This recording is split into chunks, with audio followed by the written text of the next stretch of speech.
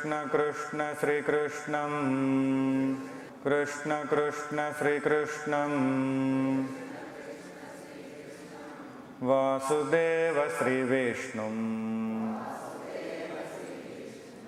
वासुदेव श्रीविष्णुं कूटस्थनारायणं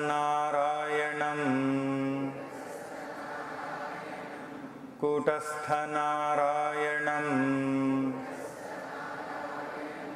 अंतर्यामि श्रीकृष्णम् अंतर्यामि श्रीकृष्णम् अंतरात्मचैतन्यम् अंतरात्मचैतन्यम् जीवज्योतिस्वरूपम् जीवज्योतिस्वरूपम् अंतरात्मचैतन्यम् जीवज्योतिस्वरूपम् जीवज्योतिस्वरूपम् प्रत्यगात्मक्षेत्रज्ञम् प्रत्यगात्मक्षेत्रज्ञम् कृष्णब्रह्मस्वरूपम् कृष्णब्रह्मस्वरूपम् प्रत्यगात्मक्षेत्रज्ञम् कृष्णब्रह्मस्वरूपम् कृष्णब्रह्मस्वरूपम् अधिष्ठानविवर्तम् अधिष्ठानविवर्तम् वासुदेव श्रीकृष्णं वासुदेव श्रीकृष्णं अधिष्ठानविवर्तम् वासुदेव श्रीकृष्णं वासुदेव श्रीकृष्णं कृष्ण कृष्ण श्रीकृष्णं कृष्ण कृष्ण श्रीकृष्णं वासुदेव श्रीविष्णुं वासुदेव श्रीकृष्णं कृष्ण कृष्ण श्रीकृष्णं वासुदेव श्रीकृष्णं वासुदेव श्रीकृष्णं वासुदेव श्रीकृष्णं మనము చేసేటటువంటి కర్మలు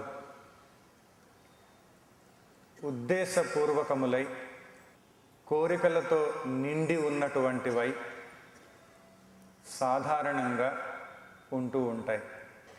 ఏదో ఒక ఉద్దేశము లేనిదే సామాన్యుడు ఏ కర్మను చెయ్యడు. ఏదో ఒక కోరిక లేనిదే కర్మ అనేటటువంటిది సహజంగా కదలదు. కావున సామాన్యంగా మనం గమనించినప్పుడు మనలోనూ ఇతరులలోనూ కర్మలు కదులుతూ ఉన్నాయనంటే ఉద్దేశములు కారణంగా కనిపిస్తూ ఉంటాయి. మోటివ్స్, ఏదో ఒక మోటివ్ ఉంటుంది, ఉద్దేశం ఉంటుంది. ఒక్కొక్కసారి మనం కూడా అంటూ ఉంటాం, ఏమిటి ఉద్దేశం, నీ ఉద్దేశం ఏమిటి అని చెప్పి. అలాగా ఒక మోటివ్ ఉంటూ ఉంటుంది కర్మ చేయడానికి, ఒక కోరిక ఉంటుంది. ఇవి కనపడుతూ ఉంటాయి ఆధారంగా, ఒక డిజైర్ ఆధారంగా కనపడుతూ ఉంటుంది. విషయం ఏమిటి అని అంటే, ఎవరికైతే నిజమైనటువంటి జ్ఞానోదయం కలుగుతుందో, నిజమైనటువంటి జ్ఞానము ఉత్పన్నమవుతూ ఉందో, అటువంటి వారు ఏ ఉద్దేశము లేకుండా, ఏ కోరిక లేకుండా కర్మ చేయడానికి సంసిద్ధులవుతూ ఉంటారు. వారిలో ఉద్దేశములు ఉండవు, వారిలో కోరికలు ఉండవు, కానీ కర్మలు కదులుతూ ఉంటాయి. ఎవరిలో అయితే సత్యమైనటువంటి జ్ఞానము ఉదయించిందో వారి యొక్క సమస్తమైనటువంటి కర్మలు కూడా ఆ జ్ఞానమనడి అగ్నిలో దగ్ధమై భస్మమైపోతాయి. అటువంటి స్థితిలో ఉన్నటువంటి వారు ఏ కర్మలు చేసినా అవి మంగళప్రదంగా ఉంటాయి, నిస్వార్థంగా ఉంటాయి, నిష్కామయుక్తమై ఉంటాయి, ఎవరి శ్రేయస్సు కోసమో అయి ఉంటాయి, ఎవరి ఉన్నతి కోసమో అయి ఉంటాయి. అటువంటి కర్మలు చేసేటటువంటి వారు పుణ్యాత్ములుగా మన సంస్కృతి, మహాత్ములుగా మన సంస్కృతి గుర్తిస్తూ ఉంది. అటువంటి విషయాన్ని భగవద్గీతలో కూడా పరమాత్మ తెలియజేస్తూ ఉన్నారు. 4వ అధ్యాయంలో పరమాత్మ అంటారు, ఇటువంటి వారు ఎవరైతే ఉన్నారో, ఇప్పుడే మనం చూసాం ఎటువంటి వారు అనేటటువంటి విషయం, ఉద్దేశములు లేకుండా, కోరికలు లేకుండా, పూర్ణ జ్ఞానముతో ఎవరైతే కర్మలు ఆచరిస్తూ ఉంటారో, ఎవరి కర్మలైతే దగ్ధమైపోయి ఉన్నాయో జ్ఞానాగ్నిలో, అటువంటి వారిని పండితులు అని అంటారు అని పరమాత్మ చెప్తూ ఉన్నారు. ముఖ్యమైన కారణం ఏమిటి అని అంటే, కర్మ ఫలముపై ఎప్పుడైతే సంగము పోతూ ఉందో అప్పుడు మన లోపలే ఈ కర్మఫలాసంగము పోయిన క్షణంలోనే శాంతము అనుభవంలోకి వస్తూ ఉంది, తృప్తి అనుభవంలోకి వస్తూ ఉంది. ఫలితం ఏర్పడిన తర్వాత అది అనుకూలంగా ఉంటే తృప్తి పొందుతున్నాను అనుకునేటటువంటి సామాన్య మానవుడి కన్నా ఈతడు వేరు. తృప్తి కలుగుతూనే ఉంది లోపల, కర్మ కూడా తృప్తిలోనే కలుగుతూ ఉంది, కదులుతూ ఉంది. ఎందుకనంటే ఫలం పైన సంగత్వం లేదు. ఫలం రాదని కాదు, వస్తుంది. ఫలం పరమాత్మే అందిస్తారు, తప్పకిస్తారు. కానీ పూర్ణమైనటువంటి దృష్టి కేవలం కర్మయందే ఉంది, పరమాత్మకు సమర్పితమైనటువంటి కర్మయందు ఉంది. అందుకే ఆ కర్మ విశిష్టంగా ఉంటుంది, ఫలితం కూడా అమోఘంగా ఉండవచ్చు. పరమాత్మ అంటారు 4వ అధ్యాయంలో 20వ శ్లోకంలో, త్యక్త్వా కర్మఫలాసంగం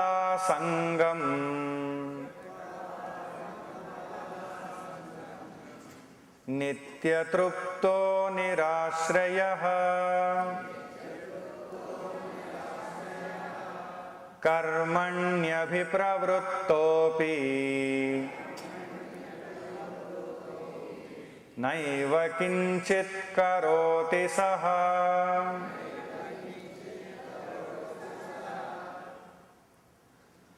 అతడు కర్మ ఫలాసక్తిని వీడి, ఆసక్తి లేదు కర్మఫలము పైన, వీడాడు గనక సదా తృప్తుడును, నిత్యతృప్త. ఒక్కొక్కప్పుడు తృప్తి కలుగుతుందని కాదు, కర్మఫలముపై ఆసక్తి వెళ్ళిపోయింది కనుక, జ్ఞానము ద్వారా అది జరిగింది కావున నిత్య తృప్తుడు. తృప్తి పొందడానికి ఇంకేదో చేయాల్సినటువంటి అవసరం లేదు, ఇంకేదో ఏర్పడాల్సినటువంటి అవసరం లేదు. తృప్తి ఎప్పుడూ ఉంది, నిత్య తృప్తుడు. నిరాశ్రయ. మనం అంటూ ఉంటాం స్వేచ్ఛాయుతమైనటువంటి జీవితం కావాలండి అని. మన దృష్టిలో స్వేచ్ఛ అంటే ఏమిటంటే అహంకారానికి స్వేచ్ఛ. The freedom of the ego is called as freedom in our understanding. నిజంగా ఆలోచిస్తే మనం అనుకునే ఫ్రీడమ్ అంటే కూడా మన అహంకారం. అహంకారం ఇష్టం వచ్చినట్టు చేయగలిగితే, ఎవ్వరేం చెప్పినా వినకుండా, ఎవ్వరూ చెప్పేవాళ్ళే అవసరం లేకుండా, ఎవడు చెప్పినా ధిక్కరించి మన ఇష్టం వచ్చినట్లు మనం బ్రతకగలిగితే అది స్వేచ్ఛ అనుకుంటాం. కానీ అది ఈగో. మహాత్ములు ఏ శాస్త్రవచనాన్ని అయితే తెలియజేశారో, ఏ నియమావళినైతే ఉంచారో, దానికి అనుగుణంగా కనుక మన జీవన విధానం ఉండేటట్లయితే అక్కడ అహంకారం లేకుండా ఉండవచ్చేమో, కానీ మనం అనుకున్నటువంటి విధంగా మటుకు కాదు. నిరాశ్రయ అంటే దేనిపైన ఆధారపడినటువంటి వాడు, స్వతంత్రుడు, నిజమైనటువంటి స్వేచ్ఛ కలిగినటువంటి వాడు, ఎవరి ఆధీనములో లేనటువంటి వాడు, దేని ఆధీనములో లేనటువంటి వాడు. ఒక వస్తువు కానీ, ఒక వ్యక్తి కానీ, ఒక పరిస్థితి కానీ దేని ఆధీనంలో కూడా ఇతడు లేడు. అటువంటి వాడు స్వతంత్రుడు. అది స్వేచ్ఛ. అది నిజమైనటువంటి స్వేచ్ఛ. నిరాశ్రయ, పరమాత్మనే ఆశ్రయించి ఉన్నాడు కానీ ఇంకా దేనిని ఆశ్రయించలేదు ఆయన. ఆయన ఆశ్రయించింది కేవలం పరమాత్మని, కనుక ప్రపంచాన్ని కాదు. దేనిని ఆశ్రయింపక కర్మణి అభిప్రవృత్తోపి, ఈ కర్మలను చేయువాడు అయినను కూడా నైవ కించిత్ కరోతి సహా, ఈ కర్మలను చేస్తూ ఉన్నప్పటికి కూడా ఏమీ చేయనటువంటి వాడే అవుతూ ఉన్నాడు. ఎందుకనంటే ఫలం పైన ఆసక్తి లేదు, దేనిని ఆశ్రయించలేదు, నిత్యము తృప్తి ఉంది, నిత్యమైనటువంటి జ్ఞానం లోపల ఉంది, కర్మలు కదులుతూ ఉన్నాయి, కానీ ఏమీ చేయని వాడే అవుతున్నాడు. ఎందుకనంటే ఆ కర్మలు బంధించవు కావున. అది నిజమైనటువంటి స్వేచ్ఛ. కర్మ చేసిన తరువాత అది బంధనం కలిగించకుండా ఉండేటట్లయితే అది స్వేచ్ఛ, అటువంటి స్వతంత్రత. కనుక అసంతృప్తి పొందేటటువంటి వీలే లేదు, శాంతిని పోగొట్టుకునేటటువంటి పరిస్థితే లేదు. ఎప్పుడూ కూడా ఆ పరమశాంతం ఉంటూ ఉంటుంది. ఇది జ్ఞానము వల్లనే వీలవుతూ ఉంది. పరమాత్మ అంటారు, అర్జున, ఎవరికైతే ఈ బ్రహ్మజ్ఞానం కలుగుతూ ఉందో వారు మరల మోహమును పొందరు. ఆ బ్రహ్మ నుండి ఈ స్థావరము వరకు మామూలుగా ఉన్నటువంటి స్థావర జంగమాదులు ఏవైతే ఉంటాయో, ఆ స్థావరం కదలనటువంటివి, కదలలేనటువంటివి ఏవైతే ఉంటాయో, అక్కడి నుంచి బ్రహ్మ వరకు కూడా అవన్నీ కూడా ఇటువంటి వారికి పరమాత్మలో కనపడుతూ ఉంటాయి. శ్రీకృష్ణ పరమాత్మ అంటారు, నా యందు ఇవన్నీ కూడా కనపడుతూ ఉంటాయి ఇటువంటి జ్ఞానము పొందినటువంటి వారికి. అంటే నాలో అన్నీ చూస్తూ ఉంటారు, ఇవన్నీ నాలోనే ఉన్నాయని తెలుసుకుంటారు. అంతేకాదు వారిలో కూడా ఇవన్నీ కనపడుతూ ఉంటాయి. పరమాత్మలోనే కాదు ఇవన్నీ కనపడడం, తన ఆత్మలో కూడా ఇవన్నీ కనపడుతూ ఉంటాయి. అటువంటి స్థితిలో వారు ఉంటారు. కర్మలన్నీ ఏమైపోయినాయి వారివి అని అంటే, అగ్నిలో కర్రలు వేస్తే ఎలాగైతే దగ్ధమై మాడి మసైపోతూ ఉన్నాయో, అలాగా అజ్ఞానాగ్నిలో ఈ కర్మలన్నీ కూడా ఫలితాలను అందివ్వనివ్వకుండా, అంటే బంధహేతువులైనటువంటి ఫలితములు కలగకుండా అవి అలా అయిపోతూ ఉన్నాయి. మరి ఆధునికంగా మనం ఆలోచన చేయాలనంటే, విజ్ఞాన శాస్త్రం, సైన్స్ ద్వారా కనుక చూసేటట్లయితే, ఒక వస్తువు తీసుకొని వెలుగు ఎంత వేగంతో ప్రయాణం చేస్తుందో ఈ బాహ్య సృష్టిలో, ఎందుకంటే లైట్ కూడా ప్రయాణం చేస్తుంది, కదులుతూ ఉంటుంది. లైట్ కూడా అది కొంత వేగంతో కదులుతూ ఉంటుంది. లేదా 186,000 మైళ్ళ వేగం సెకండుకి, అంత వేగంతో కదులుతూ ఉంటుంది అని శాస్త్రజ్ఞులు చెప్తూ ఉన్నారు. వెలుతురు కదులుతూ ఉంటుంది. ఆ వేగంతో గనక ఏదైనా వస్తువుని కదిలిస్తే ఈ ప్రపంచంలో స్థూలంగా ఉండేటటువంటి ఏ వస్తువునైనా సరే ఆ వేగంతో కదిలిస్తే అది కూడా వెలుగైపోతుంది. ఎందుకంటే ఆ వేగంలో గనక కదిలేటటువంటి వస్తువే ఉంటే గనక అది వెలుగుగా ఉంటుందే కానీ వస్తువుగా ఉండదు. ఇది శాస్త్రజ్ఞులు చెప్పారు. Any object thrown at the speed of light becomes light, it can not remain an object. ఇంకా మళ్ళీ వస్తువుగా ఉండేటందుకు అవకాశం లేదు. ఇది శాస్త్రం, విజ్ఞాన శాస్త్రం. స్థూలంలో ఉండేటటువంటి వస్తువుకి ఆ విధంగా పరిస్థితి కలిగితే ఎలా ఉంటుందో చెప్పారు. మరి లోపలికి వెళ్ళి మనం చూసేటట్లయితే చైతన్య స్థాయి ఎదుగుతూ ఉంటే, కాన్షియస్నెస్ లెవెల్స్ అనేటటువంటివి మానవుడిలో ఎదుగుతూ ఉంటే, ఒక ఉత్తమమైన దశకు చేరుకుంటూ వస్తూ ఉంటే, ఆ కాంతి స్థాయిని చేరినప్పుడు, వెలుగు స్థాయిని చేరినప్పుడు, వెలుగు స్థాయిని ఈ జీవ చైతన్యం చేరినప్పుడు, అంటే ఆయన ఎదుగుతూ వెళ్ళి సాధన ద్వారా ఈ ఆధ్యాత్మిక మార్గంలో ఊర్ధ్వగతి వైపుకు ప్రయాణం చేస్తూ ఒక లెవెల్కి చేరినప్పుడు, ఒక స్థాయికి చేరినప్పుడు, వెలుగు స్థాయికి చేరినప్పుడు కనిపించేదంతా కూడా వెలుగుగానే కనిపిస్తుంది. వస్తువుగా ప్రత్యేకంగా కనిపించదు, వెలుగుగానే కనిపిస్తుంది. ఎందుకంటే ఆ వెలుగు నుండే ఈ వస్తువులన్నీ వచ్చాయి కనుక అంతా వెలుగుగానే కనిపిస్తుంది. కనిపించడం వెలుగుగానే కనిపిస్తుంది. ఎవరైతే ఆ వెలుగు స్థాయిలో స్థిరపడిపోయి ఉన్నారో అనుభవం కూడా వెలుగుగానే ఏర్పడుతుంది, వస్తువుగా కాదు. అటువంటి వారు వెలుగునే చూస్తారు, ఆ జ్యోతినే చూస్తారు, ఆ జ్యోతిని అనుభవిస్తారు. మామూలు వాళ్ళకి వాళ్ళు వ్యవహరిస్తూ ఉంటే మామూలు వాళ్ళకి ఆ స్థాయి లేదు కనుక వస్తువుగానే కనపడుతుంది. దాంట్లో నీచము, నికృష్టము, దోషము ఇవన్నీ కూడా కనపడుతూనే ఉంటాయి.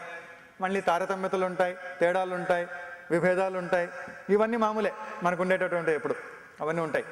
కానీ వారు వెలుగు స్థాయిలో ఉన్నటువంటి వారు వీటితో ఉన్నప్పుడు వారు వెలుగునే చూస్తారు, వెలుగునే అనుభవిస్తారు.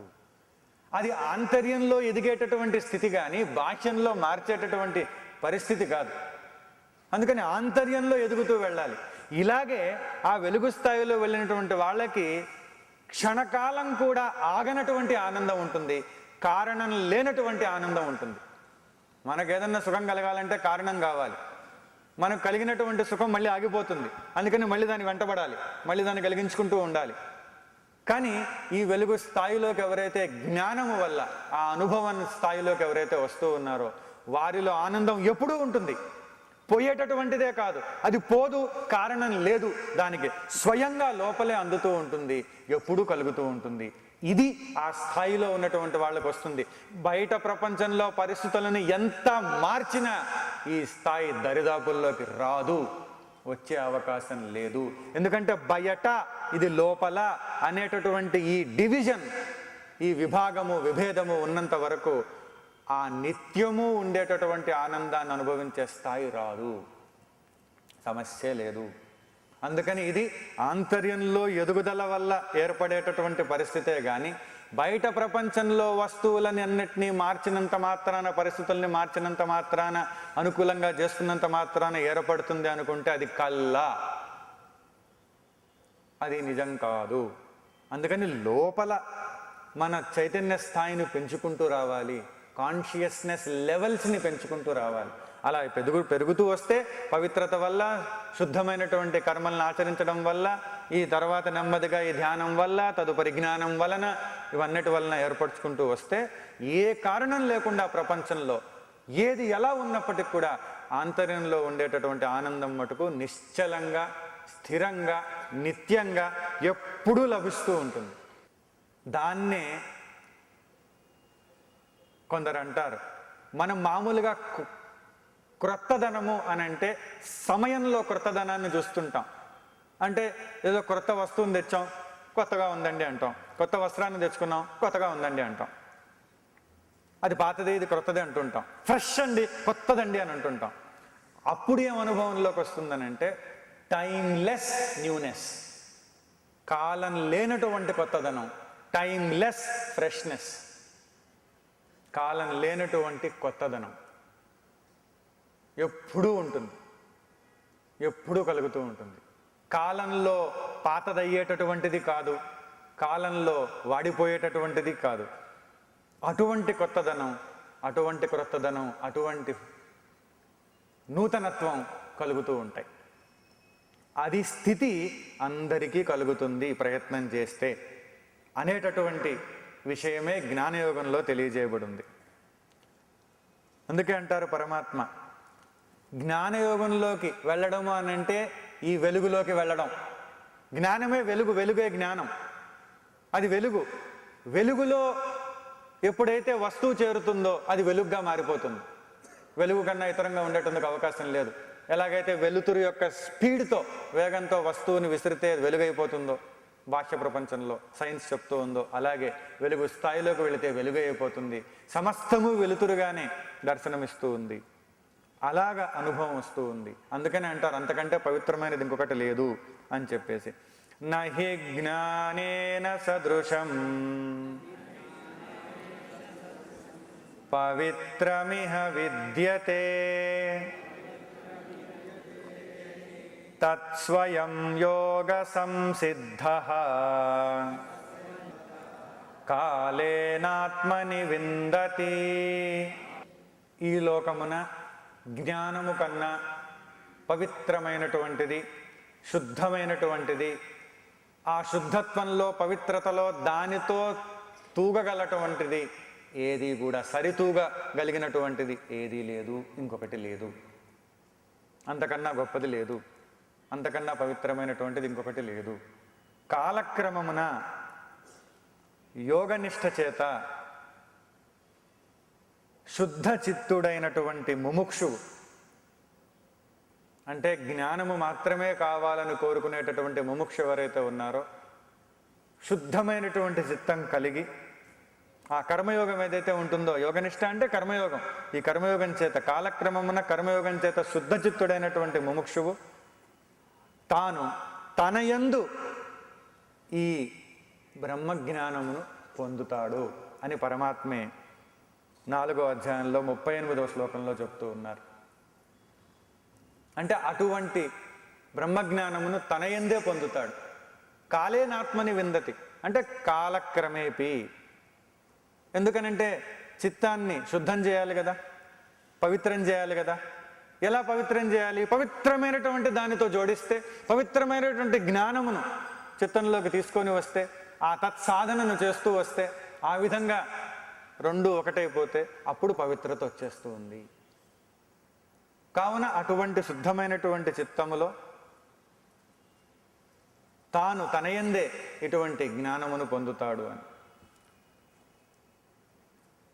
ఇదేదో చాలా బాగుందే జ్ఞానం, మరి ఎట్లా పొందొచ్చు? మరి అదేదో కర్మలు చేయడం అని అన్నారు, బాగానే ఉంది. మరి ఎలా పొందొచ్చు, ఎలా మనకు వస్తుంది ఆ జ్ఞానము అని అంటే పరమాత్మ అంటారు, శ్రద్ధావాన్ లభతే జ్ఞానం తత్పరః సంయతేంద్రియః జ్ఞానం లబ్ధ్వా పరాం శాంతిం అచిరేణాధిగచ్చతి.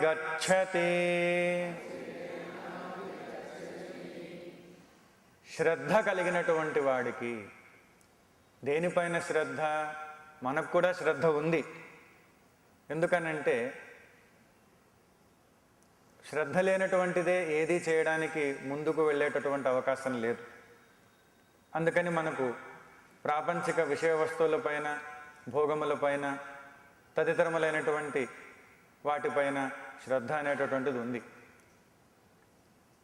అంటే మన బుద్ధి ధారణ చేస్తూ ఉంటుంది. శ్రతు ప్లస్ ధా అని చెప్పేసి, అంటే ధారణ చేస్తూ ఉంటుంది. మన మనస్సు దేనిని ధారణ చేస్తూ ఉంది? కోరికలు ఉన్నాయి కనుక, ఇచ్ఛలు వాంఛలు ఉన్నాయి కనుక, విషయ వస్తువులపైన ఉన్నాయి కనుక వాటిని ధారణ చేస్తూ ఉంటుంది. వాటిపైన శ్రద్ధ ఉంది. సత్ పైన శ్రద్ధ ఎప్పుడైతే ఉంటుందో అది నిజమైనటువంటి శ్రద్ధ అవుతూ ఉంది. శాస్త్రము పైన, గురువాక్యము పైన, శాస్త్రము పైన, గురువాక్యము పైన అంటే గురువునందునో శాస్త్రమునందునో శ్రద్ధ ఎవరికైతే ఉంటుందో వారికి జ్ఞానము కలుగుతూ ఉన్నది. సంయతేంద్రియ, ఇంద్రియములను ఎవరైతే నిగ్రహించి ఉన్నారో, జయించి ఉన్నారో, నియంత్రించి ఉన్నారో, ఇంద్రియములను ఎవరైతే జయించారో వారికి జ్ఞానము కలుగుతూ ఉంది. ఇంద్రియ నియంత్రణ అవసరం కనుక ఇక్కడ చెప్తూ ఉన్నారు. తత్పరః, జ్ఞానమే పొందాలనేటటువంటి లక్ష్యం ఎవరికైతే ఉందో అటువంటి వారికి జ్ఞానము కలుగుతూ ఉంది. అటువంటి ముముక్షువుకి జ్ఞానము కలుగుతూ ఉంది. ఆ తత్వజ్ఞానమును పొందిన వెంటనే పరాం శాంతిం, పరమశాంతిని అంటే మోక్షమును పొందుతూ ఉన్నాడు. అంటే శాస్త్రములో ఏ సాధన అయితే చెబుతూ వచ్చారో, ధర్మకర్మములను ఆచరించమని, తద్వారా నెమ్మది నెమ్మదిగా రకరకాలైనటువంటి సాధనలు చెప్తూ వస్తారు. చిట్టి చివరకు వచ్చిన తర్వాత శ్రవణమని, మననమని, నిధిధ్యాసనమని, ఈ విధంగా శ్రవణ మనన నిధిధ్యాసనాదులు చేస్తూ ఉంటే మనస్సు పవిత్రమై శుద్ధమై బయటికి వెళ్ళేటటువంటి మనస్సు కాస్త ఆ ప్రవర్తన మానేసి నిరంతరము నిత్యము లోపలున్నటువంటి ఆత్మవైపుకే వెళుతూ ఉంటుందని, దాంట్లోనే